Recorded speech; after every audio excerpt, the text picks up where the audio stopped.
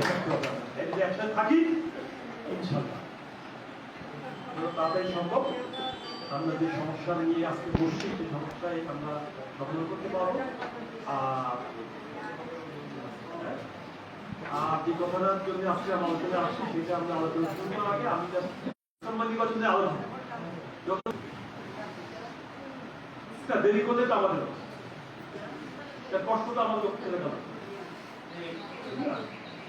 এই জন্য আমরা বলি নির্বাচন সে ব্যাপারে আমরা সজাগ থাকবে, আমরা সচেতন থাকবো, কোনোভাবেই নির্বাচন যদি বাধা করতে না পারে সেই ব্যাপারে আমি এই পর্যন্ত শেষ করলাম। আমরা আজকে মূলত যে ধরনের ডাকা এবং যেখানে আমাদের ডাকুন সবাই কিন্তু বসেছে যে এলাকা থেকে কিভাবে আমরা মাদক নিই, এই মাদককে কিভাবে এলাকা থেকে আমরা বিদায় করতে পারি সেই ব্যাপারে আমরা মতামত শুনবো। শোনার পরে কি কি পদক্ষেপ আমরা নিতে পারি এটা প্রশাসনের কাছে আমরা দাবি জানাবো, নাকি প্রশাসনকে আমরা কিভাবে পেশাজীব করবো সেই ব্যাপারে আমরা এখানে আলোচনা করবো। এবং আপনাদের সব নিজেদের সিদ্ধান্ত নেই, সিদ্ধান্তের সাথে আমি আছি ইনশাআল্লাহ। এখন অনেকে মনে করতে পারে যে একটা ধরে আসতে হবে আমাদের এখানে আছে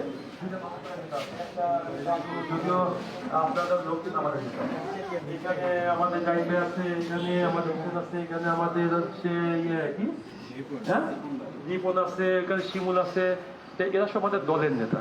হ্যাঁ, এরা সুযোগ পাইলেই একটা কথা বলে বসে, ফুট করে বলে বসে, পরিবেশ বুঝে না। এই যে এখানে আসছে স্লোগান দিয়ে বসছে।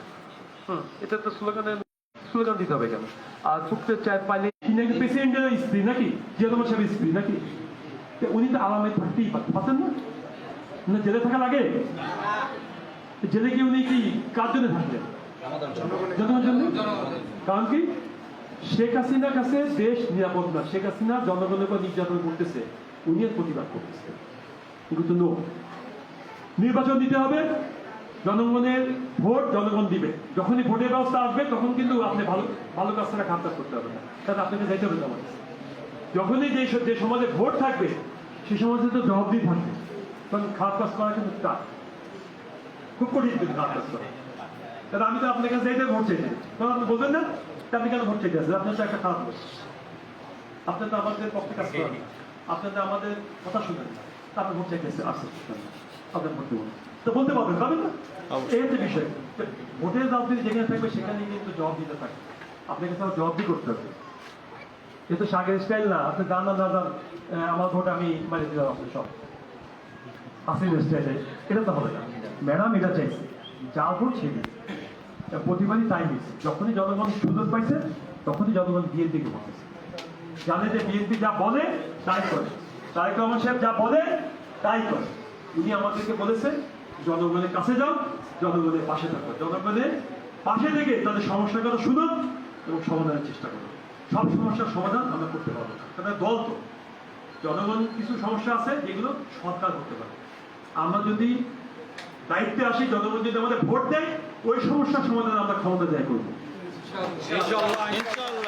এখন আপনি বলেন আপনি ট্রাইব্যুনাল চালু করেছেন, এটা সম্ভব আমার পক্ষে করা না। কিসের চালু করেছেন? সম্ভব?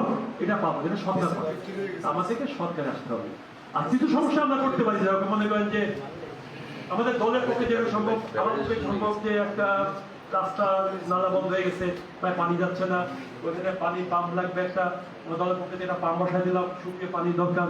আমরা বান্ধবারে পাম্প দিচ্ছিলাম, বান্ধবারে পাম্প দিচ্ছি পাম্প দিচ্ছি না, হ্যাঁ, যেখানে পানি লাগবে সেখানে পানি ব্যবস্থা করবো। যেখানে মনে করেন যে কোনো আমাদের কি অসুস্থ হয়ে গেল, আমাদের ওদের পক্ষ থেকে যেটুকু পারি আমরা সাহায্য করবো। কোনো বাচ্চা স্কুলে যেতে পারতেছে না, বই শিখতে পারতেছে না, সাহায্য করি আমরা সব। এই টাইপে যা যা আমাদের পক্ষে সম্ভব, একটা মানুষের পক্ষে যেটুকু সম্ভব সেটুকু আমরা করছি এবং করে যাচ্ছি। এটা আমরা আগে করেছি, এখনো করছি, আগামীতেও করছি। হ্যাঁ, কিন্তু যেটা বড় কাজ, যেটা সরকার লাগে সেটা সরকার করবে।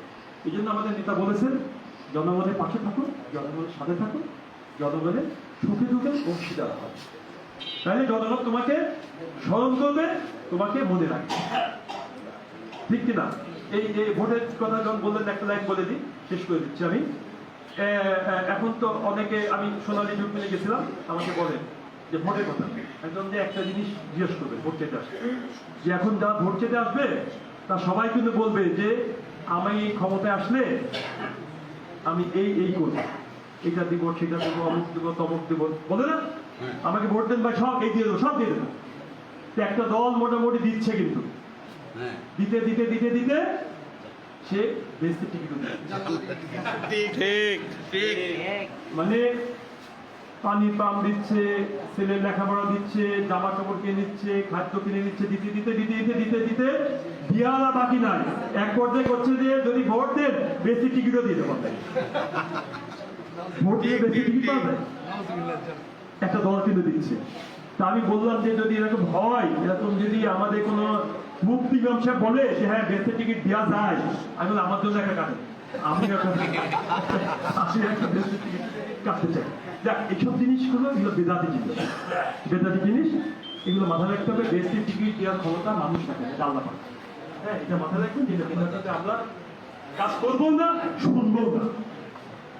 ভোট আপনার ভোট, আপনার সুস্থ বিবেকে যাকে মনে করবে তাকে দিবেন। আমি শুধু একটা কথা বলেছি তাকে, যে যারাই বলে দিব দিব দিব, তাদেরকে একটা কোশ্চেন করবেন যে দিবেন বুঝলাম, এতদিন কোথায় ছিলেন?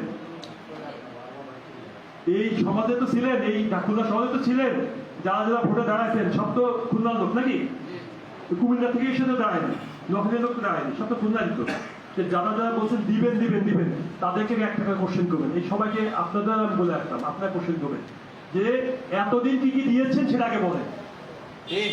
কোথায় এতদিন কি কি দিয়েছেন এটা আগে বলেন, তারপর শুনবো কি কি দিবেন। কোশ্চেন মোট ওই দুইটা, দিবেন কি আমি শুনতে চাই না, আগে কি কি দিয়েছেন এটা আগে বলেন, তারপর শুনবো কি কি দিবেন। যদি দিয়ে থাকেন আমরা তাহলে বিশ্বাস করবো যে আগামীতে দিবেন, আর যদি দিয়ে না থাকেন কেমনে বিশ্বাস করবো দিবেন? ভোটের সময় আসলে সবাই তো বলে দিবেন, বলে না সবাই যে দিব দিব বলে। আপনারা তো টুকটাক তো ভোট দেখছেন নাকি? ভোটের সময় আসে বলেন না যে এই দেবো সেই দেবো, হ্যান দেবো, ত্যান দেবো, দিতেই থাকে। কি কি দিয়েছেন আগে বলেন। জনসভা করে জিজ্ঞেস করবেন, বলবেন যে জনসভা করবো 12 নম্বর ওয়ার্ডে, প্রত্যেক ক্যান্ডিডেটকে লাইন দিয়ে দাঁড় করাবো আমরা, যারা যারা এমপি ইলেকশন করবেন, বলবেন, কোশ্চেন করবেন আপনারা আমাদের জন্য কে কে কি করেছেন, আগামীতে কে কি করবেন।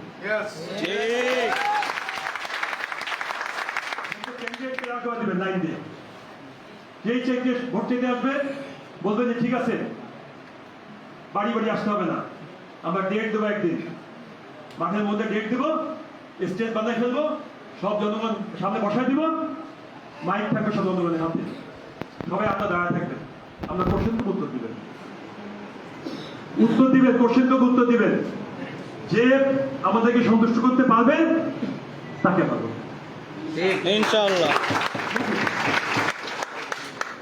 এটাই তো ঠিক নাকি? পিছনে গলি দিয়ে, চিপা দিয়ে, অমুক দিয়ে, তমুক দিয়ে, এই দিয়ে ভোট যদি কেউ নিয়েও যায় আপনাদের লাভ হবে। কোনোভাবে যদি বিভ্রান্ত করে ভোট নিয়ে যায়, এই সমাজের কিন্তু উন্নতি হবে না। এইভাবে ভোট নিলে আপনাদের, কারণ 2 দিন পরে যেটা এমপি হবে সে কিন্তু যে এইভাবে ভোট নিবে সে কিন্তু আর আপনার সামনে আসবে না, সে ওইভাবে চলে যাবে। যে জনগণের সামনে দাঁড়ায় ভোট দিবে তাই জনগণের সামনে আবার আসতে ওই সাহসটা, হিম্মত থাকবে, আশার মধ্যে হিম্মত থাকবে না। সুতরাং বিভ্রান্ত করে চিপা দিয়ে কেউ ভোট নিয়ে যাবে, নিতে পারে, একটা লোকের গাড়ি আর দিয়ে পুরস্কার দিয়ে দিতে পারে, আপনারাও দিয়ে ফেলবেন, আমি জানি অনেকে আসতে দিয়ে ফেলবেন। এই ভোট দেবো লাভ হবে, এই ভোট দিলে লস হবে। কারণ কি আপনার থাকেন কিন্তু একসাথে, এমন কেন কাজ করবেন না আপনাদের মধ্যে ঐক্য নষ্ট হোক, আপনাদের স্বার্থ নষ্ট হোক, ভাগ হবেন না। আমরা আমাদের মতো পলিটিশিয়ানরা আমরা কি করি, ভাগ করি, এক না হতে পারে। আজকে যে বিপদে পড়েছেন মাদক ব্যবসায়ীরা আপনাদের উপর ঝাঁপাই পড়ছেন, বাড়িতে বেঁধে যায় না। আজকে যদি এক থাকতেন, ঐক্যবদ্ধ থাকতেন, একটা ধাওয়া দিতাম, শুধু একটা ধাওয়া দিতাম, সব পালায় যেতে। ঠিক না? আমাদের মাদক সেবীদের অনেকেই আছে আমাদের এর সাথে অনেকের সাথে সম্পৃক্ত, গোপনে গোপনে সম্পৃক্ত। আমাদের তরুণ ভাইরা আছে, অনেক গায়ে শক্তি আছে। মাদক সেবী হাতে গোনা ওইখানে মনে করেন 50 জন, আমাদের এখানে 500 লোক আছে। ঠিক পারি না আমরা, কারণ কি আমাদের মধ্যে ভাগ করে দেওয়া আছে, ঐক্য নাই, আমরা এক না। যেহেতু এক না, সুতরাং আমরা ওই 50 জনকে ভয় পাই। যদি এক থাকতে পারি 50 জন কিছু না। আমাদের যে এখানে আসার সময় যে ইয়াং ভাইটা দেখলাম, এরাই এলাম, দাও কাছে লাগবে না, ঘরের মধ্যে ওই যে দরজা লাগায় না, কি বলে না লাকি, ঠিকই ওই যে ধাওয়া দিবে সব ভাগ পালা যাবে। ঠিক আর মা বোনদের কথা বাদই দিলাম, ঝাড়ু নিয়ে যদি বেরোয় থাকবে একটা। যাক, এইভাবে সিদ্ধান্ত হওয়া যাবে না। ভোটের সময় আসলে এই কথাগুলো আমি বলবো। ভোটের সময় আসলে যদি আমি নমস্কার পাই, আমি এলাকায় যে মাইক লাগায় ঘোষণা দিয়ে বলবো কাকে ভোট দিবেন কাকে দিবেন না। এখন আসলাম হচ্ছে আমরা আজকের এই আলোচনায়, আমাদের আছে, হ্যাঁ, আমাদের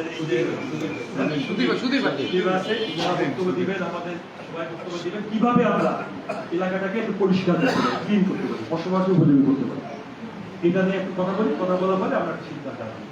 ধন্যবাদ, দোয়া করি।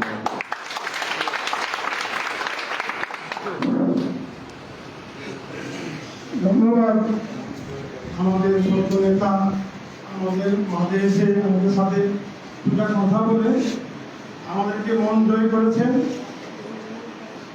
এখন যেহেতু উনি বলেছেন যে ক্যাম্প থেকে কিছু বলার জন্য আমি লোকে আজকে এখানে উপস্থিত হলেন আমাদের পুরো মহানগর